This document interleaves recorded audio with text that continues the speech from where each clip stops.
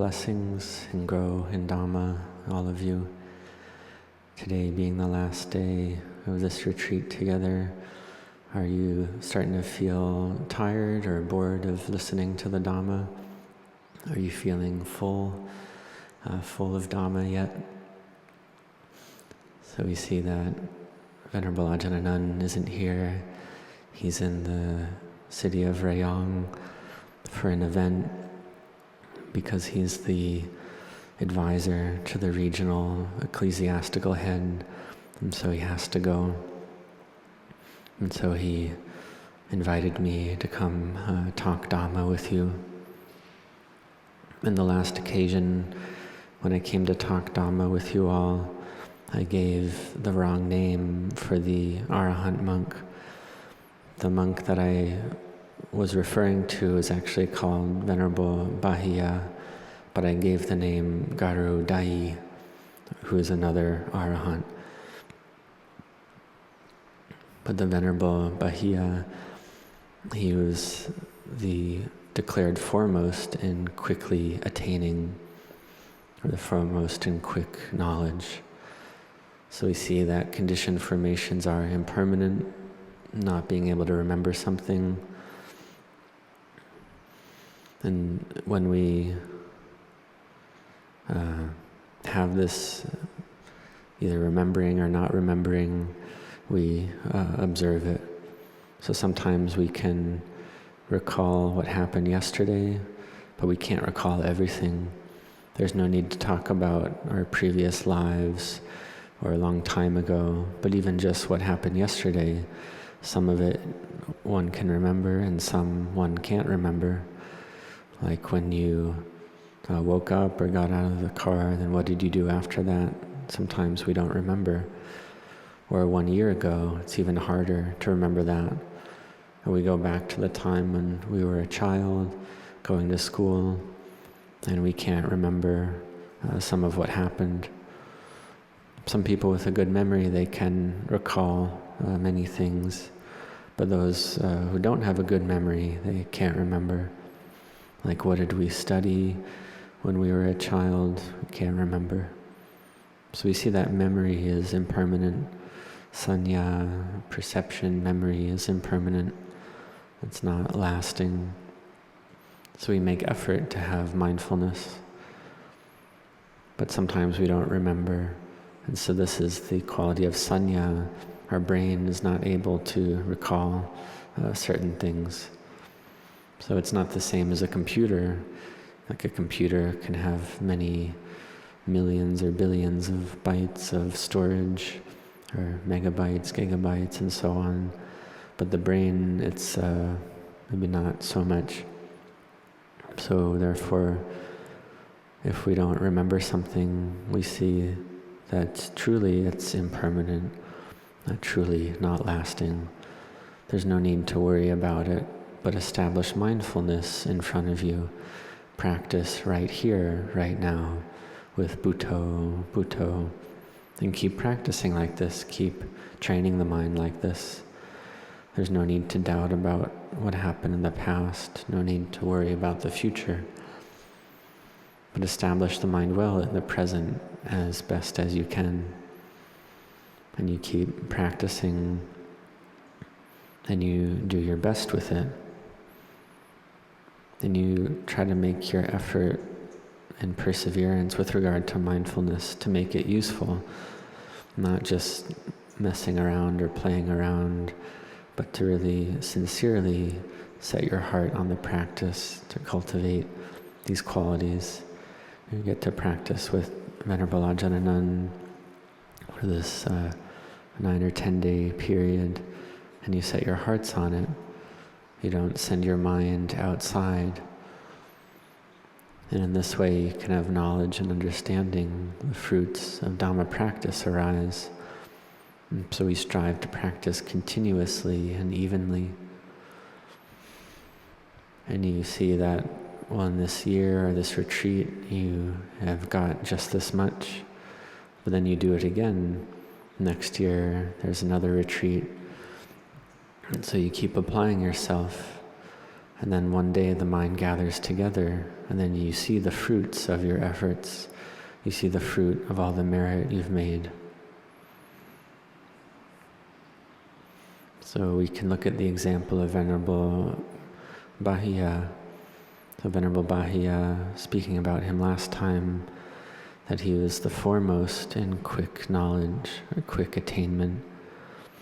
So he's in the group of foremost disciples who are excelled or foremost in various qualities.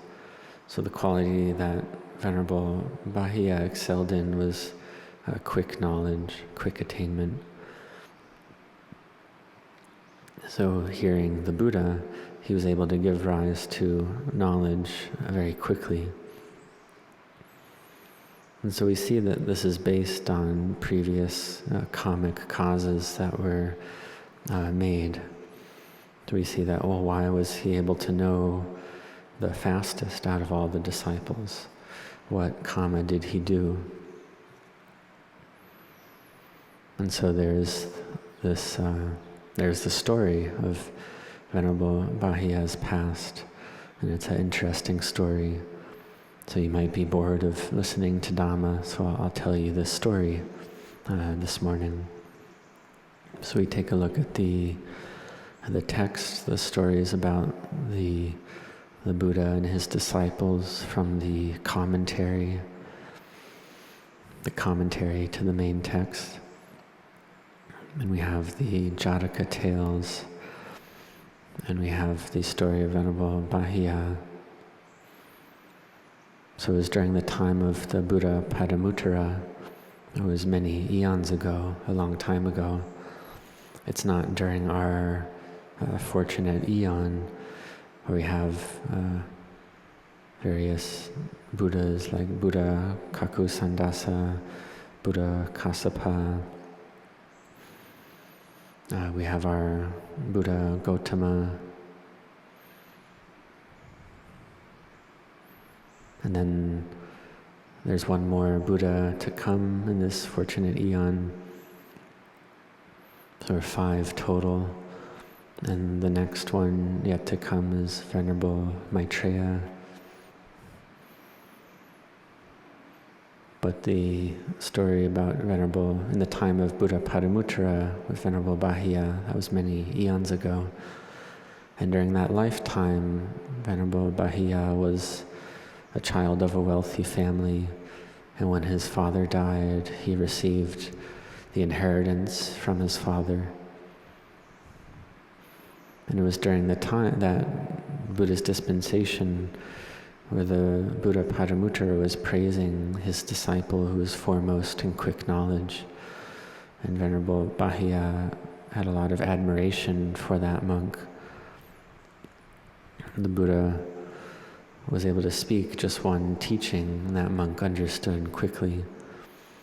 And so Venerable Bahiya, he really liked that monk, wanted to be like that, wanted to be foremost in quick knowledge.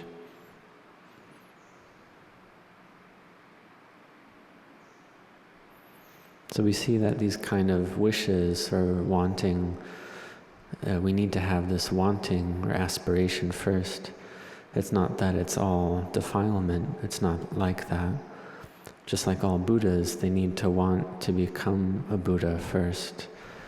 And like the great disciples, like Venerable Bahiya, they need to wish for or want to become a foremost disciple first.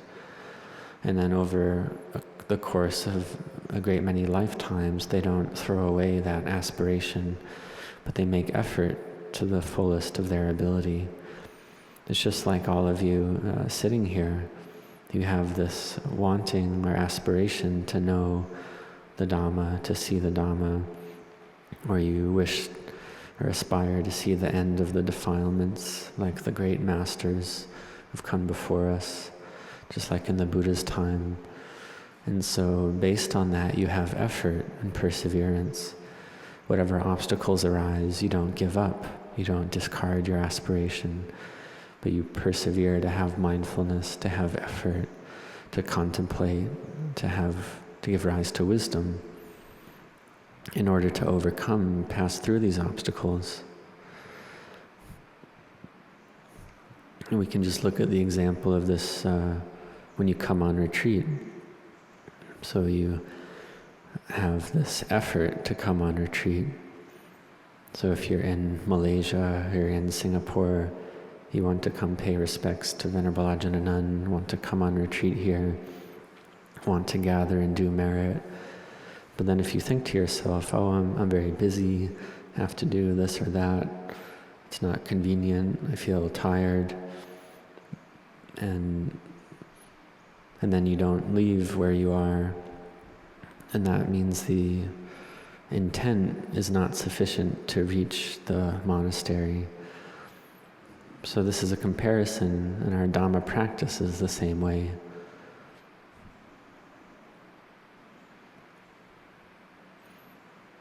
And we see that some people really strive a lot, strive a great deal. I've had many friends I've seen in the practice. They come to practice and they strive a great deal, like walking meditation all throughout the night or sitting all throughout the night. But after 1 or 2 days of that, they don't see the results. And so it's not, we can't do it that way. We need to be more like the great masters or the Buddha. They do it continuously, they do it ongoingly. They don't give up, they don't throw it away. It's just like digging a well. We need to have effort and perseverance. We need to keep at it and not stop. So sometimes we keep going, we don't see water. Like we dig 2 meters down, we don't see water. We just want to give up. We feel tired, we feel weary. But we don't throw away our efforts, we keep going. And at 3 meters we don't see water and we want to give up. But we need to seek a way to give rise to effort, to give rise to perseverance, to give rise to the ability to keep going. So we need to be able to do that. And we dig down 5 meters deep and we still don't see water and we feel disheartened or want to give up. So you can ask yourself, would you give up at that point? When you reach 5 meters down, would you give up? But you see that you've gone that far already, so don't throw away your efforts, because there's water there for sure. There's definitely water down there. So if you just keep going, if you just don't give up, you'll reach it for sure. So Venerable Ajahn Anan teaches this often, and you keep digging, and maybe at 10 meters you reach the water, and it's good, clean water that you can use for various purposes. So the Dhamma of the Buddha, it's the same.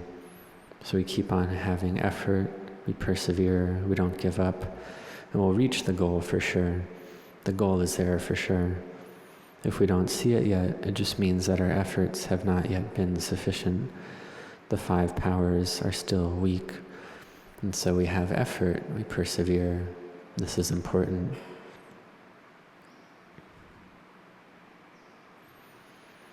And sometimes I would see various friends in the practice, they'd have a good meditation, and they would talk about it, saying, oh, I had a good meditation, I was feeling very still, very peaceful, could sit all throughout the night.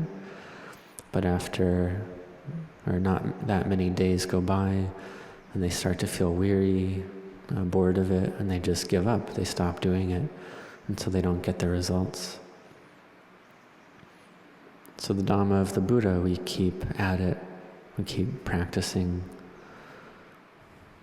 Just like Venerable Bahiya, he saw this monk be praised as the foremost in quick attainment, and he had the aspiration, the wish to be like that, to attain the quickest. And so during the time of the Buddha Paramuttara, he invited the Buddha and the Sangha to receive offerings at his home for 7 days. And on the 7th day, according to the text, he went to seek out the Buddha and paid respects and said, I've been making offerings for these 7 days. By all the merits of this, I want just one thing, which is to be the disciple foremost in quick knowledge, quick attainment.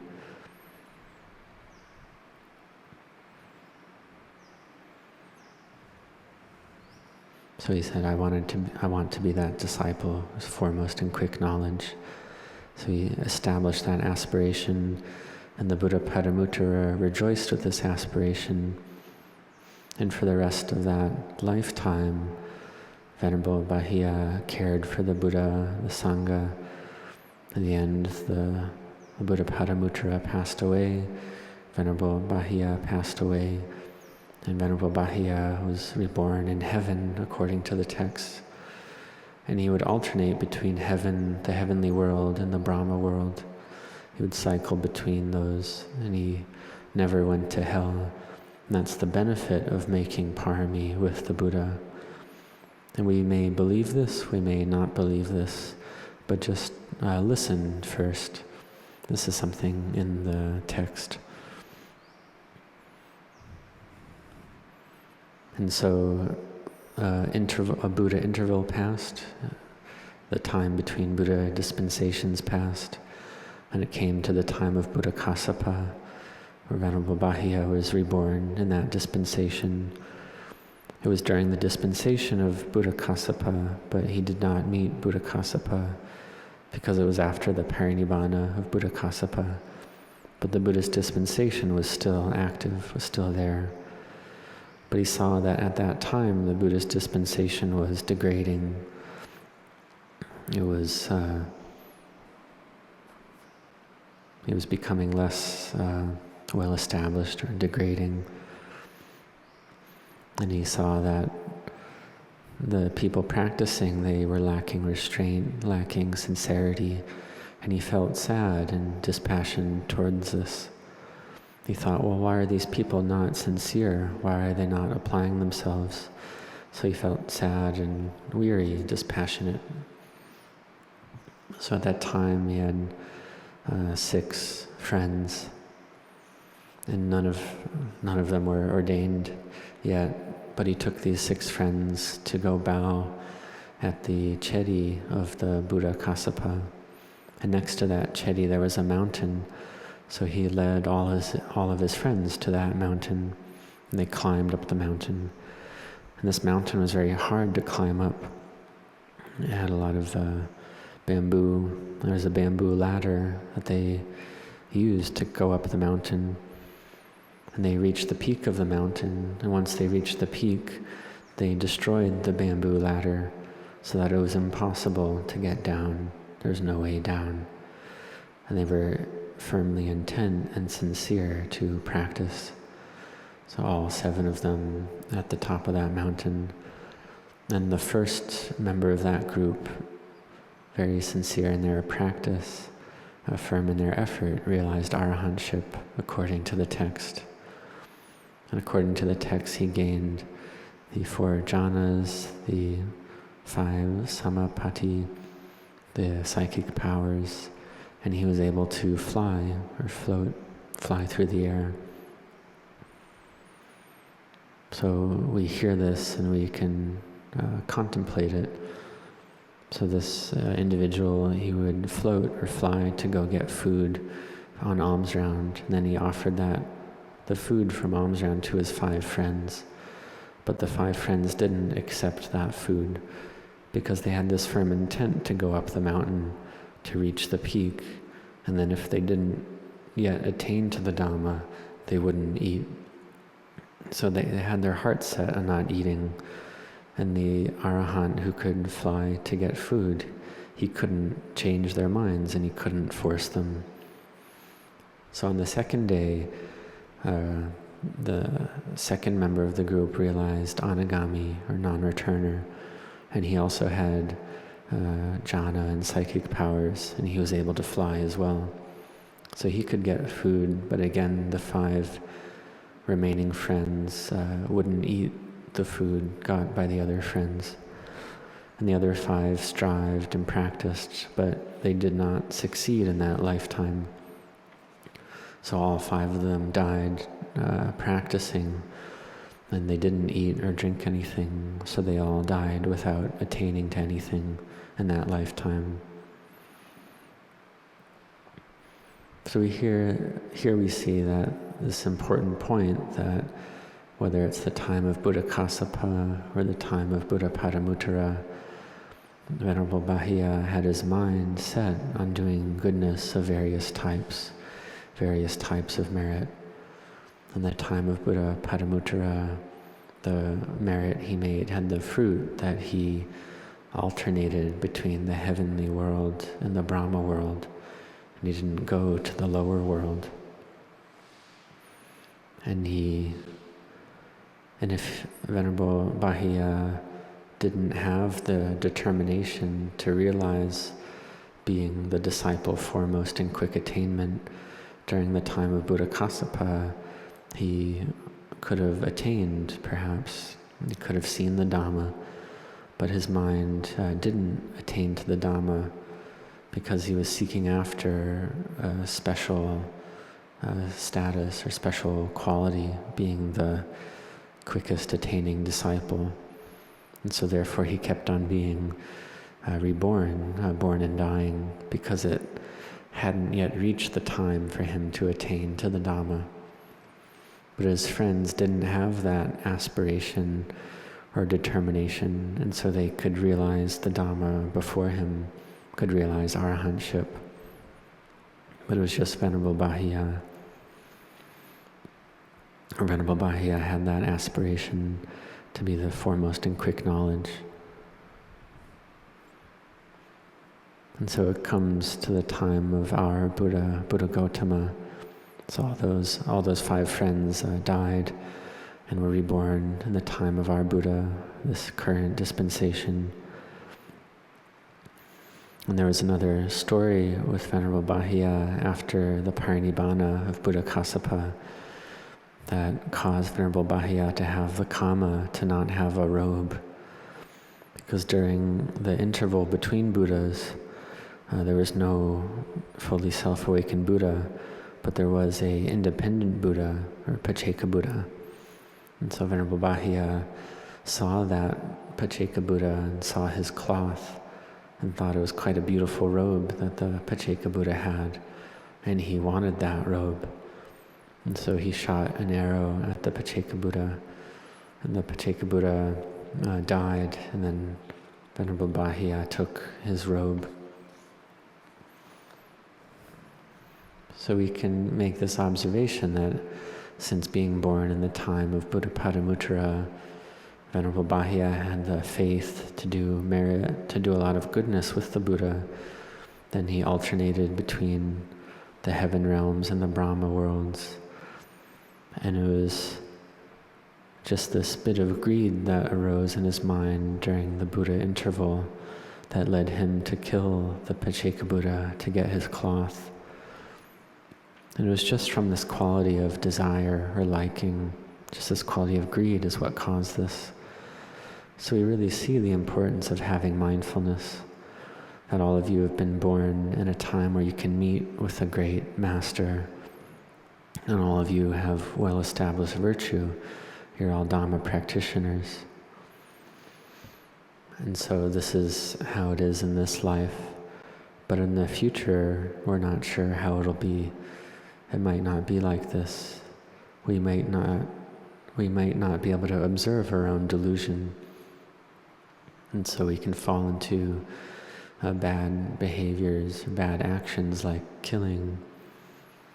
And so it's important to have effort, to have strength, to strive and apply ourselves. Because in the present we have this opportunity to know and see the Dhamma. So the faster you can see it, the better it is. So don't waste your time, but keep going, keep practicing. Because we see even Venerable Bahiya got deluded to that extent. He was born and practiced in the time of Buddha Kassapa, but then he got deluded to the point of killing a Pacceka Buddha. And in the end, he went to hell. I don't know how long, but then eventually he was born in the time of our Buddha and got the name Bahiya. And these 5 friends from the past were also born in the time of our Buddha Gautama.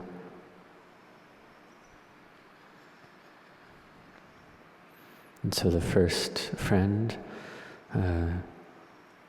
where we don't know his name, but he met with the Gautama Buddha and proclaimed his faith in the Buddha Dhamma Sangha for his whole life, but didn't realize any qualities beyond that. The second friend was named Kumara Kassapa, and he was also a foremost disciple who was foremost in being a beautiful Dhamma speaker, foremost in speaking the Dhamma beautifully. So that was the second friend, Kumara Kassapa.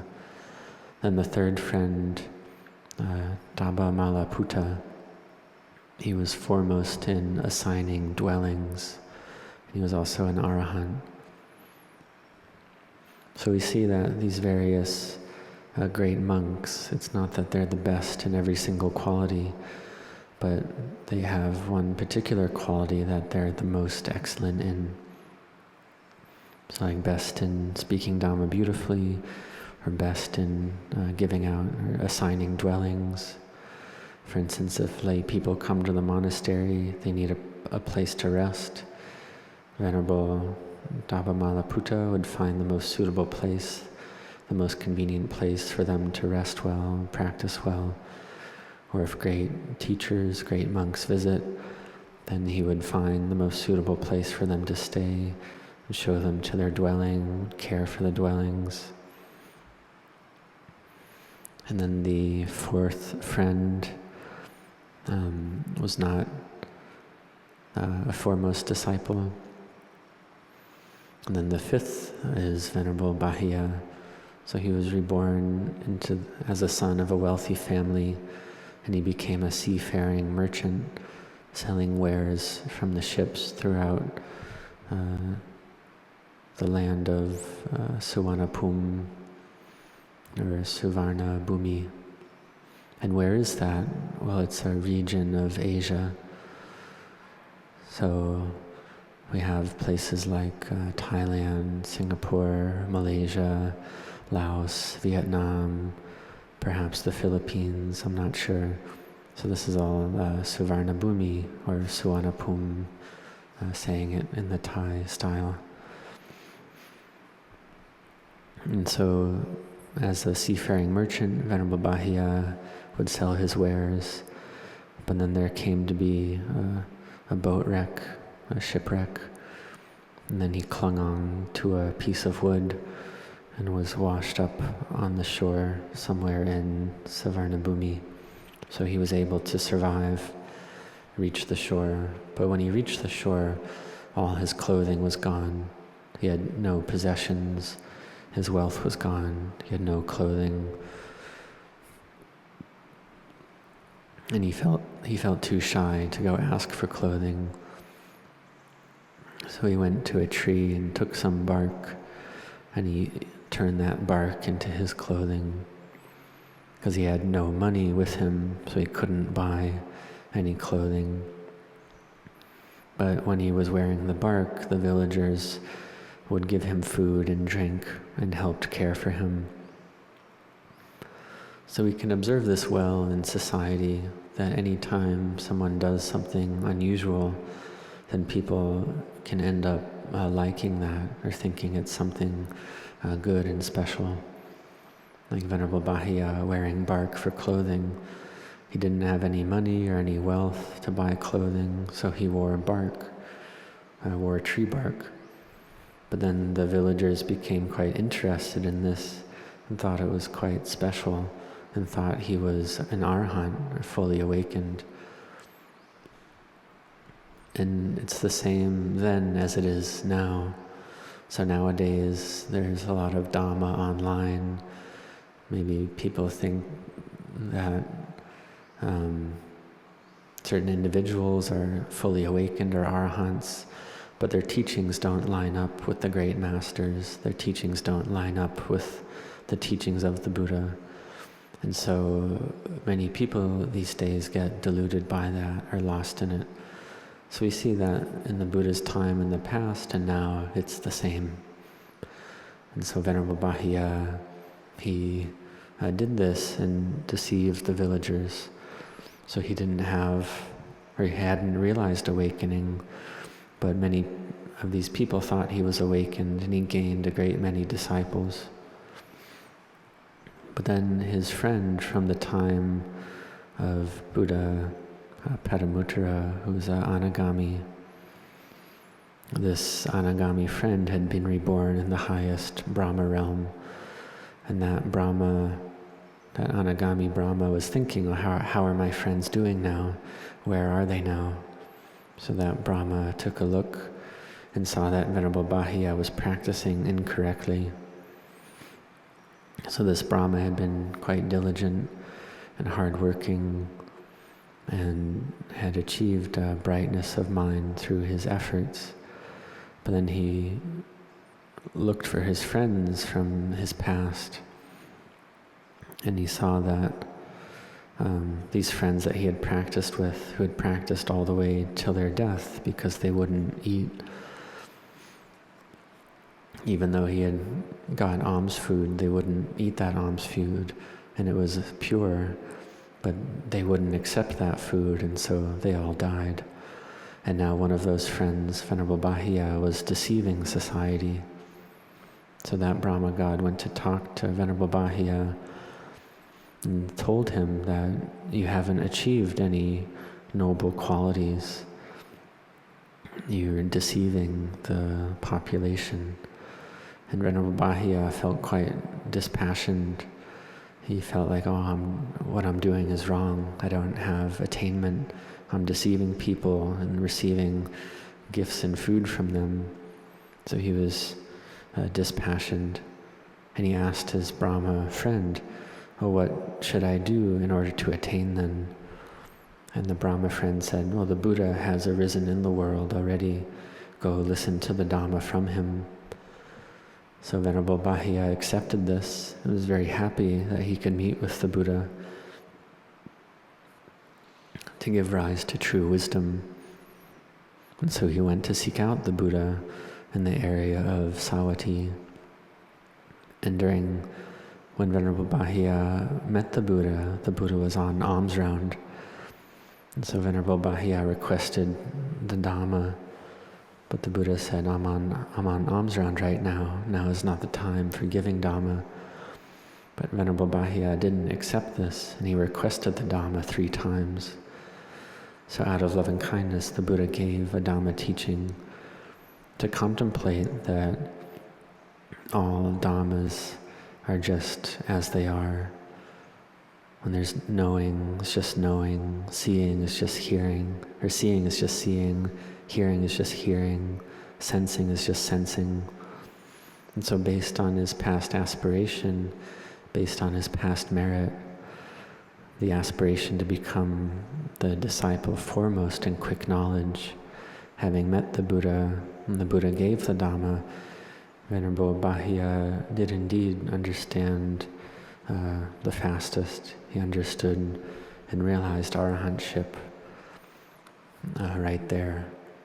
The knowledge arose, the mind became empty.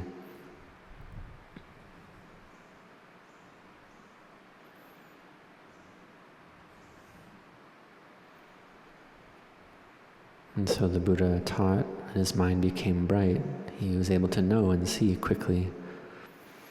So having realized arahantship, Venerable Bahiya asked for ordination, but the Buddha didn't give him ordination because he saw that he had this karma from killing the Pacceka Buddha and taking his robe, that he was not able to have a robe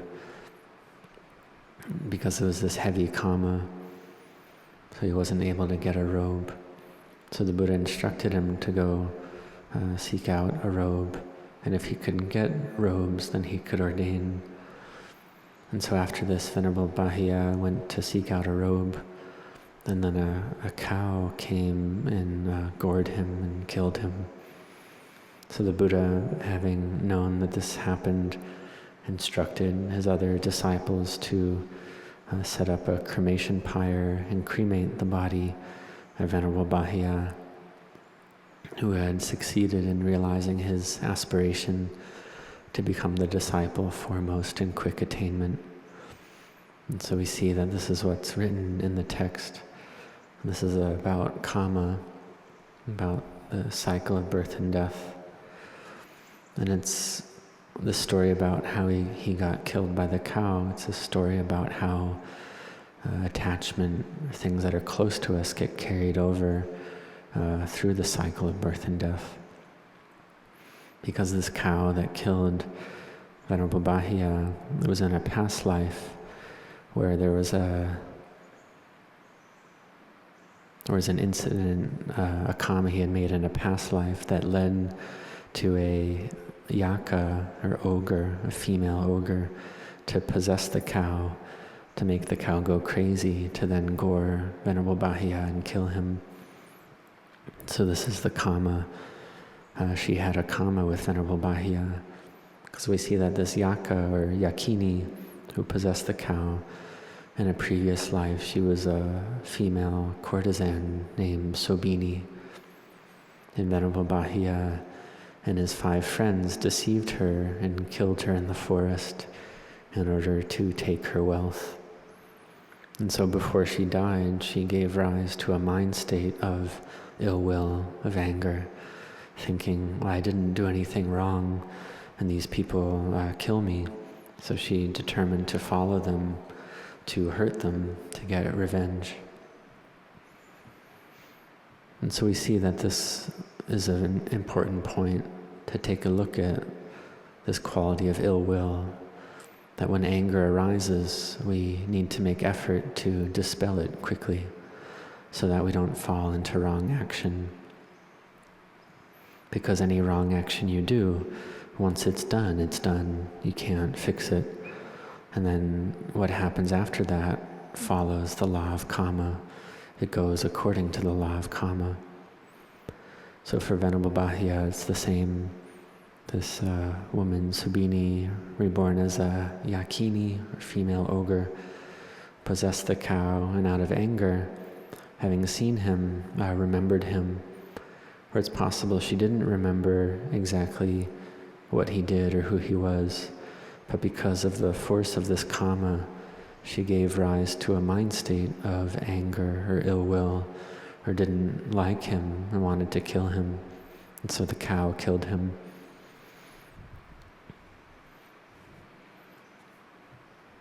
So we see that this is a story from the time of the Buddha that's passed down in the texts, and it's possible that it's true. It's possible that the author really could know this or remember this and write it down. So if you're interested in it, you can study it yourself. You can look on the internet for the story of Venerable Bahiya. It's an interesting story. And we can see that it's about karma, that he was born to meet with a Buddha in the past. We can see for all of us, we contemplate this law of karma, that it's possible we've met a Buddha in the past, or could have met many Buddhas, and sometimes we had perhaps had faith and virtue, but then a lot of time passes by and these good qualities degrade, and the mind isn't as firm as it was before. So we see that now of the Buddha Gautama, you've been born during this dispensation, so may you have effort and perseverance. You may not have met the Buddha Gautama, but you've met with his teaching. You've met with an enlightened disciple, or a great master, a Kruba Ajahn, who has noble qualities and has loving kindness. So may you practice to follow the teachings of the Buddha. Don't throw away this opportunity, but keep applying your mind, keep applying effort and perseverance. So we have this opportunity to go on retreat and seeking a way to build up the strength of mind, to cultivate the mind, to give rise to strength and energy of mind. So may you have diligence in this, to give rise to the fruits of practice, at the least to give rise to samadhi, to peace and collectedness. And these qualities can be hard to realize. But we cultivate this peace and collectedness, and then this leads us to knowing and seeing the Dhamma according to the teachings of the Buddha, according to the teachings of the great masters. So don't miss out on this opportunity. You've been born, you're able to meet with a great master, an enlightened master, and this is a good opportunity, a great opportunity. You've met with the Buddha Sasana, and you live in, or living in Asia, it's living in the best environment. It's not agitated, it's not chaotic, but there's a feeling of warmth in the heart here, that life is safe. Because there's no war, no overt war here. One feels safe. It's not like in some places where people go to sleep not knowing if a bomb will fall in their house. So in Asia, like Thailand, Singapore, Malaysia, Japan, and so on, one can feel very safe. One can sleep at peace, feeling safe, have this warm-hearted feeling. So you're in a good place, and you can do what you wish, not breaking the law, not hurting others. But having received the invitation from the great teacher out of loving kindness, I came to speak some Dhamma with you all, and that should be enough for now. So, Ewang.